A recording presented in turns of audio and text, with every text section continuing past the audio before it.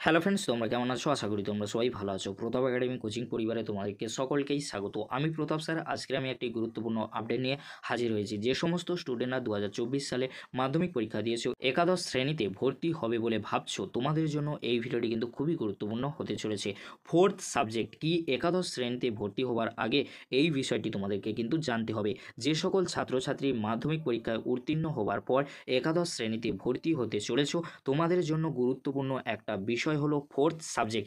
এই fourth subject বিষয়টি আসলে কি এবং এটি উচ্চ মাধ্যমিক স্তরে কেন রাখা জরুরি এবং কোন কোন ছাত্রছাত্রীদের এই সাবজেক্ট রাখা অত্যন্ত জরুরি। মাধ্যমিক পর্যন্ত তোমাদের ধরাবাঁধা 7টি বিষয় ছিল, সেই 7টি বিষয়ে মাধ্যমিক পরীক্ষা দিতে হয়েছে, কিন্তু উচ্চ মাধ্যমিক স্তরে একাদশ শ্রেণীতে ভর্তি হওয়ার সময় স্কুল থেকে বাংলা ও ইংরেজি এই দুটি বিষয় স্কুল থেকে প্রত্যেক ছাত্রছাত্রীকে দেওয়া হবে এবং বাকি 3টে সাবজেক্ট তোমার নিজেদের পছন্দ মতো কিন্তু নির্বাচন করতে পারবে।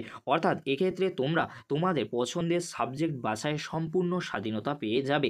মোট 5টি সাবজেক্ট রয়েছে উচ্চ মাধ্যমিক স্তরে, কিন্তু আরও একটি সাবজেক্ট রয়েছে উচ্চ মাধ্যমিক স্তরে, সেটি হলো কি ফোর্থ সাবজেক্ট। এবারে আমরা জেনে নেব ফোর্থ সাবজেক্ট কি, বাংলা ও ইংরেজি কি ফোর্থ সাবজেক্ট করা যাবে। প্রথমেই আসি ফোর্থ সাবজেক্ট কি। একাদশ শ্রেণীতে নিজেদের পছন্দ মতো 3টে সাবজেক্ট নির্বাচন করার পরেও তার সঙ্গে আরও একটি সাবজেক্ট যেটি হলো ফোর্থ সাবজেক্ট, সেটিও তোমরা নিজেদের পছন্দ মতো নির্বাচন করতে পারবে। উচ্চ মাধ্যমিক স্তরে ফোর্থ সাবজেক্টের একটি গুরুত্বপূর্ণ ভূমিকা রয়েছে। বাংলা ও ইংরেজি সহ তুমি যে 3টি বিষয় নির্বাচন করবে এবং তার সঙ্গে ফোর্থ সাবজেক্ট সহ মোট 6টি বিষয়, অর্থাৎ 600 নাম্বারের উচ্চ মাধ্যমিক পরীক্ষা দিতে হবে। এর মধ্যে উচ্চ মাধ্যমিক পরীক্ষায় যে 5টি পরীক্ষায় তুমি বেশি নম্বর পাবে সেই 5টি সাবজেক্টে নম্বর দেওয়া হবে এবং যে সাবজেক্টে সবচেয়ে কম নম্বর পাবে সেটি তোমার ফোর্থ সাবজেক্ট কিন্তু হয়ে যাবে। বিষয়টি একটি উদাহরণের মাধ্যমে ভালোভাবে বোঝালে তোমরা কিন্তু বুঝতে পারবে।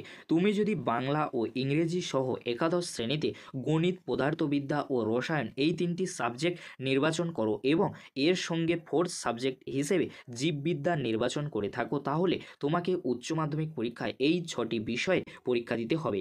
এই 6টি বিষয়ের মধ্যে তোমার যে 5টি বিষয়ে নম্বর বেশি থাকবে সেই 5টি বিষয়ের নাম্বার উচ্চ মাধ্যমিক মার্কশিট কিন্তু ধরা হবে। অর্থাৎ তুমি যদি উচ্চ মাধ্যমিক পরীক্ষাতে বাংলা, ইংরেজি সহ পদার্থবিদ্যা, রসায়ন এবং জীববিদ্যায় বেশি নাম্বার পেয়ে থাকো, তাহলে তোমার গণিত বিষয়টি ফোর্থ সাবজেক্ট হয়ে যাবে। অর্থাৎ যে বিষয়ে কম নাম্বার পাবে সেই বিষয়টি ফোর্থ সাবজেক্ট হয়ে যাবে, সে তুমি ফোর্থ সাবজেক্ট হিসেবে যে বিষয়ই নির্বাচন করো না কেন। এবারে আমরা দেখে নেব বাংলা ও ইংরেজি কি ফোর্থ সাবজেক্ট করা যাবে। এবারে অনেকের মনে প্রশ্ন জাগতে পারে যে বাংলা ও ইংরেজি কি ফোর্থ সাবজেক্ট করা যাবে।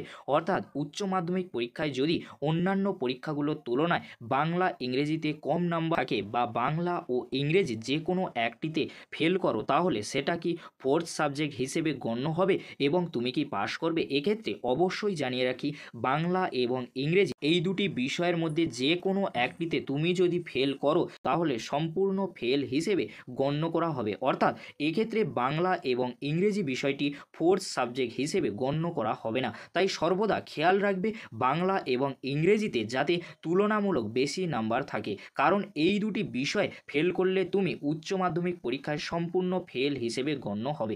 এই ছিল গুরুত্বপূর্ণ আপডেট। যদি ভিডিওটি ভালো লেগে থাকে লাইক, কমেন্ট, শেয়ার ও সাবস্ক্রাইব করতে ভুলবে না। এরকমই একটি গুরুত্বপূর্ণ ভিডিও অবশ্যই বন্ধুদের মাঝে বেশি বেশি করে শেয়ার করে দিও। আজকের এতটুকু, পরবর্তীতে তোমাদের জন্য পরবর্তী আপডেট নিয়ে হাজির হব। ভিডিওটি দেখার জন্য তোমাদেরকে অসংখ্য ধন্যবাদ।